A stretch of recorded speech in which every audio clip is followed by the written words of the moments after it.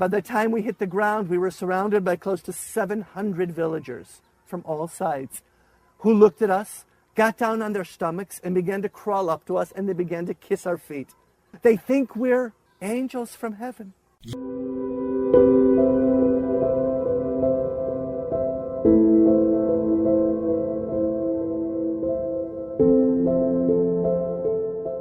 ይህ የሆነው በዕለተ ፋሲካ በኢትዮጵያችን ሰማይ ስር ነው። ከእስራኤል ሀገር የተነሳ ሄርኩለስ አይሮፕላን ወደ ሰሜን ኢትዮጵያ አምርቶ 12 ልዩ ግዳጅ የተሰጣቸው እስራኤላውያን የአየር ወለድ አባላትን በፓራሹት አወረደ። ከዚያ በኋላ ባሉ ቀጣይ 18 ቀናት በኢትዮጵያ ምድር የፈጸሙትን ያልተነገረውን የእስራኤል ኮማንዶዎችን ተልእኮ ነው የምንተረክላችሁ።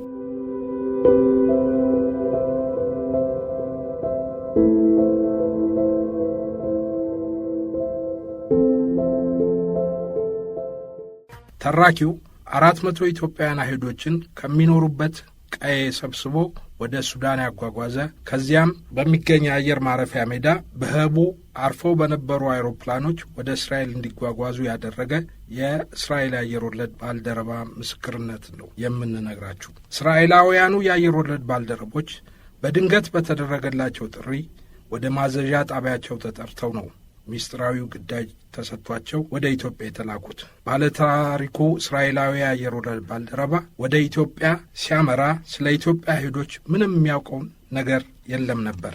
ከተሳፈረበት ሄርኩለስ አይሮፕላን ወደ ምድር ሲዘል ፓራሹቱ ተዘርግቶ ያረፈው በቤተ እስራኤላውያኑ ኢትዮጵያኖች መኖሪያ መንደር አቅራቢያ ነበረ።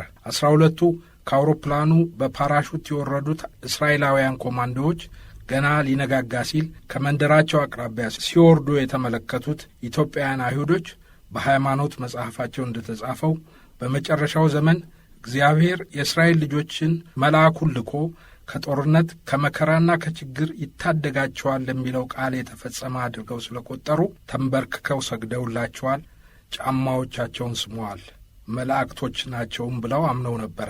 And by the time we hit the ground, we were surrounded by close to 700 villagers from all sides who looked at us, got down on their stomachs, and began to crawl up to us, and they began to kiss our feet. They think we're angels from heaven. እስራኤላውያኑ ኮማንዶዎች ከእስራኤል የመጡ ወታደሮች መሆናቸውን ሲናገሩ ኢትዮጵያውያኑ አይሁዶች ሊቀበሏቸው አልደፈሩም። ይልቁኑ ተቃውሞና ቁጣ ነበረ ያንጸባረቁት። እስራኤላውያኑ ግን እኛ ለውጊያ አይደለም የመጣ ነው ብለው በጎ ነገር ልናደርግ ነው ቢሉም ከአውሮፕላኑ የወረዱትን 12 የእስራኤል ፓራትሮፐሮች ኢትዮጵያውያኑ አይሁዶች አምነው መቀበል አልፈቀዱም ነበረ። እስራኤላውያን ወታደሮች አብሯቸው ከተጓዘ አማርኛ ከሚችል አስተርጓሚ አማካይነት ከኢየሩሳሌም ነው የመጣ ነው ሲሉ ነበረ ሁሉም ኢትዮጵያውያን አይሁዶች በጉጉት አይኖቻቸው የፈጠጡት። ከዚያም የኢትዮጵያውያን አይሁዶች ማህበረሰብ ተጠሪዎችና ካህናት ወደሚገኙበት የጸሎት ቤት ወይንም ምኵራብ እስራኤላውያኑን ኮማንዶዎች አጅበው ወሰዷቸው። የኢትዮጵያውያን አይሁዶች መንፈሳዊ መሪዎች ካህናት በመንደሩ መሃል ከሌሎች የመኖሪያ ጎጆዎች ተለቅና ሰፋ ብሎ በተሰራ በሳር ክዳን የለበሰና ከጫፉ ላይ የዳዊት ኮከብ ምልክት ያለበት የጸሎት ቤት ውስጥ ተሰብስበው ነበር እስራኤላውያኑን ፓራትሩፐሮች ተቀብለው ያነጋገሩት። እስራኤላውያኑ ኮማንዶዎች ከእስራኤል አገር ቤተ እስራኤላውያን ኢትዮጵያውያንን ወደ እስራኤል እንዲወስዱ ተልእኮ ተሰጥቷቸው ወደ ኢትዮጵያ እንደመጡ በመግለጽ በቅድሚያ 400 ታዳጊዎችን ለመውሰድ ከወር በኋላ ደግሞ ወላጆቻቸውን ወደ እስራኤል ለማጓጓዝ እንደሚሹ ለካህናቱ ነገሯቸው። ለ45 ደቂቃ ያህል ከተደረገ ድርድር በኋላ ኢትዮጵያውያኑ አይሁዶች የሃይማኖት አባቶች በሐሳብ በመስማማት በመንደሪቱ ያሉ 400 ዕድሜያቸው ከ16 አንስቶ እስከ 6 ዓመት ድረስ ያሉ ሕፃናትን ለእስራኤላውያኑ ኮማንዶዎች ለማስረከብ ተስማሙ።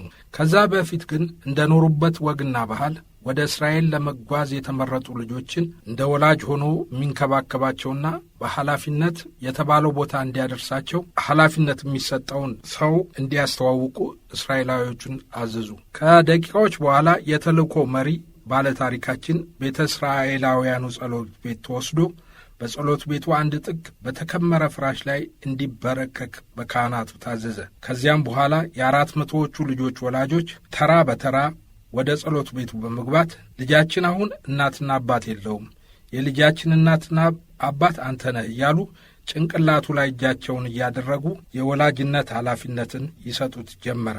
ከሁለት ሰዓት በኋላ እስራኤላዊው የኮማንዶዎች መሪ የ400 ልጆች አባት ሆንኩ ሲል ተናግሯል። The mother put her hand down and put a hand on my head, and the father reached his hand down and put a hand on my head, and in this ceremony they transmitted to me the right of parenthood over their children.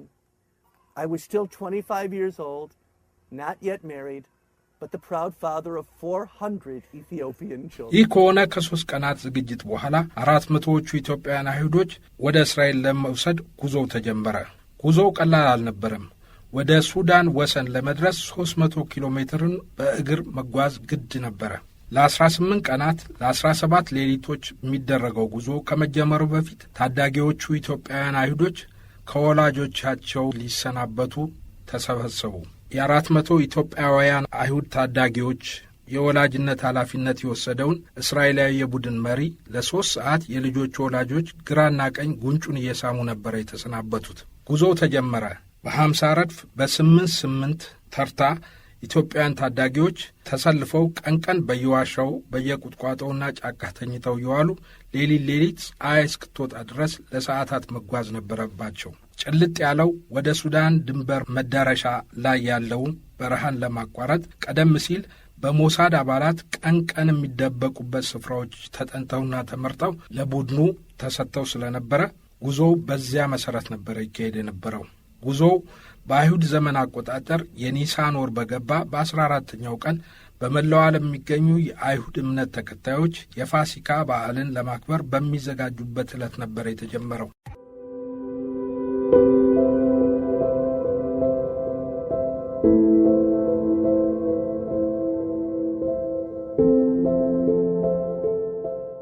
የፓስኦቨር ወይንም የፋሲካ የቂጣ በዓል የሚታሰበው ሙሴ በግብጽ በባርነት ይኖሩ የነበሩ እስራኤላውያንን ወደ ቃል ኪዳኗ ምድር ለመውሰድ ጉዞ የጀመረበት ቀን መታሰቢያ በዓል ነው። እስራኤላውያኑ ኮማንዶዎች 400 ኢትዮጵያውያን ሕፃናትን ይዘው ወደ ሱዳን ጉዞ ሲጀምሩ ለ400 ኢትዮጵያውያን አይሁዶች የዕለት ምግባቸውንና የመጠጥ ውሃን ማቅረብ ግድ ነበረ። ለዚህም የእስራኤል አየር ኃይል አውሮፕላኖች በየቀኑ ለ17 ቀናትና ለ18 ሌሊቶች ሁልጊዜ ንጋት ላይ ምግብና ውሃ የያዙ ሳጥኖችን ከአየር ለተጓዦቹ ካሉበት ስፍራ በፓራሹት ይወረውሩላቸው ነበረ። 400ዎቹ ኢትዮጵያውያን ታዳጊዎችና 12ቱ የእስራኤል ኮማንዶዎች በሰፈሩበት ስፍራ ሊነጋጋ ሲል በፓራሹት የሚወረወረላቸው ምግብና ውሃን የያዙ ሳጥኖች ከሰማይ ሲላኩ ያዩት ኢትዮጵያውያን አይሁዶች ይሄ ምንድነው ብለው ጠየቁ። እስራኤላውያኑም ምግብና ምንጠጣውን ውሃ ነው የተላከልን ብለው ነገሯቸው። በዚህ ጊዜ ኢትዮጵያውያኑ ታዳጊዎች በደስታ የእስራኤል አምላክ ከሰማይ መና ላከልን፣ ፒዛ ለሚፈልግ ፒዛ፣ ቱና ለሚፈልግ ቱና።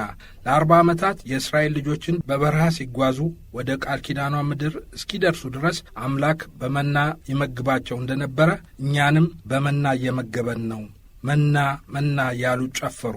The first time the kids saw the food, the boxes falling from the sky, they didn't know what it was yet. So they looked up and pointed to it. What are those boxes falling from the sky?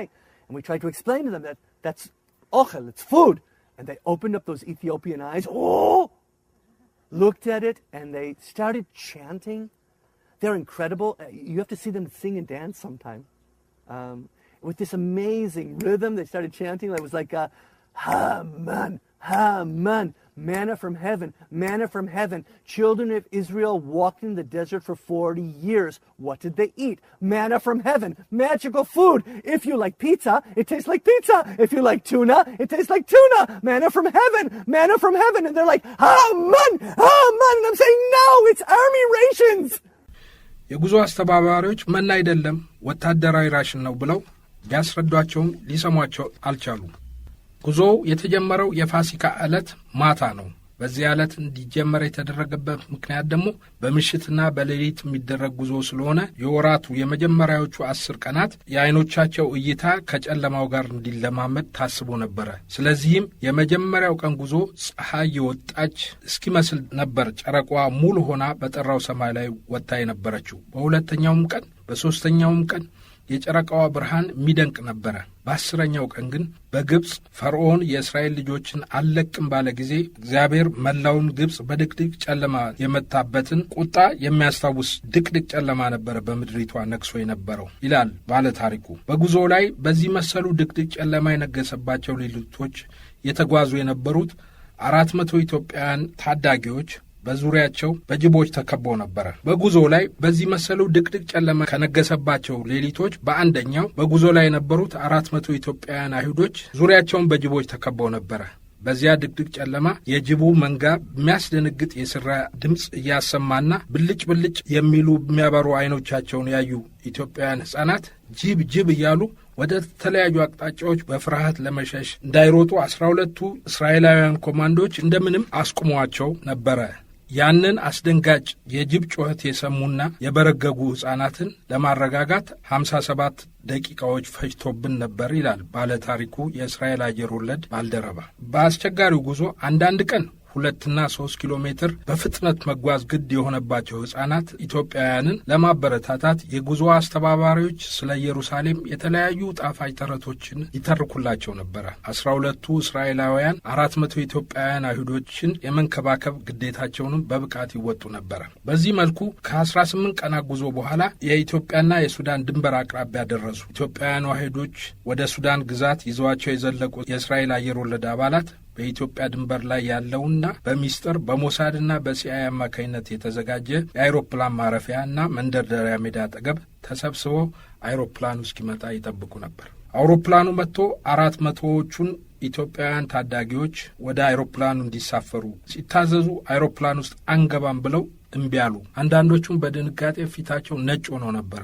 አንደኛው የአይሮፕላን አብራሪ ግን ለኢትዮጵያውያኑ ሕፃናት የሆነ ነገር ከነገራቸው በኋላ ግን ልጆቹ ወደ አይሮፕላኑ መግባት ጀመሩ። ለ18 ቀናት አብረዋቸው የተጓዙት 12 እስራኤላውያን የአየር ወለድ ባልደረቦች የአውሮፕላኑን አብራሪ ምን ብላቸው ነው ምንም ነገር ሳያቅማሙ አይሮፕላን ውስጥ መሳፈር የጀመሩት ብለው ጠየቁት። በዚያን ጊዜ እግዚአብሔርም እስራኤልን ከተበተነበት ሁሉ በንስር ክንፍ ላይ አድርጎ ወደ ቃል ኪዳኗ ምድር ወደ ኢየሩሳሌም ይሰበስባል የሚለውን የመጽሐፍ ቅዱስ ቃል ነግሬያቸው ነው አለኝ ይላል ባለ ታሪኩ። በእርግጥም መጽሐፉ ላይ እንደተጻፈው በንስር ክንፍ በተባለው አይሮፕላን ከሱዳን ወደ ፓሪስ፣ ከፓሪስ ወደ እስራኤል፣ ከዚያም በእስራኤል አየር መንገድ ወደ ቴልአቪቭና ኢየሩሳሌም ሕፃናቱ ተጓጓዙ። ከአይሮፕላን እንደወረዱም በአውቶቡስ ተሳፍረው በጆይሽ ኤጀንሲ በተቋቋመ የወጣቶች ማቆያ ማዕከል እንዲኖሩ ተወሰዱ። በፋሲካ ዕለት ማታ ልክ ከምሽቱ 12 ሰዓት ላይ ተጀምሮ የነበረው ጉዞ ከ18 ቀናት በኋላ እንዲህ ባለ መልኩ ተጠናቀቀ ይለናል ባለ ታሪካችን። ከ44 ዓመት በፊት በኢትዮጵያ የተፈጸመውን ጉዞ እንዴት እንደነበረ ሲተርክልን 400ዎቹ ኢትዮጵያውያን አይሁድ ሕፃናት በበረሃ ሌሊት ያደረጉትን ያንን አስቸጋሪና ፈታኝ ጉዞ በተመለከተ በስሜት ጉዞውን ታቃለለላቸው የነበረችውን ጨረቃ በማወደስ የዘመሩት መዝሙር በአሁኑ ወቅት በእስራኤላውያን ዘንድ በመላው ዓለም ያሉ አይሁዶችም ጭምር እጅግ ተወዳጅ መዝሙር ሆኗል። መዝሙሩ ዘ ጆርኒ ኦፍ ዘ ላንድ ኦፍ እስራኤል ይሰኛል። አንቺ ጨረቃ መንገዴን እንድትመሪኝ ብርሃንሽን ስጭኝ፣ አትጥፊብኝ። ስንቄን በጀርባዬ ይዣለሁ፣ መንገዱ ገደላ ገደል ነው። ጅቦቹ እየጮኹ ያስፈራሩኛል። እናቴ ታናናሽ ሕፃናትን ይዛ እየተከተለችኝ ነው። ለእርሷም ለእኔም ስትይ ብርሃንሽን አብሪ። ኢየሩሳሌም ልንሄድ ነው፣ ኢየሩሳሌም ልንገባ ነው እያሉ ይዘምሩ ነበረ ይላል። በድጋሚ መልካም በዓል።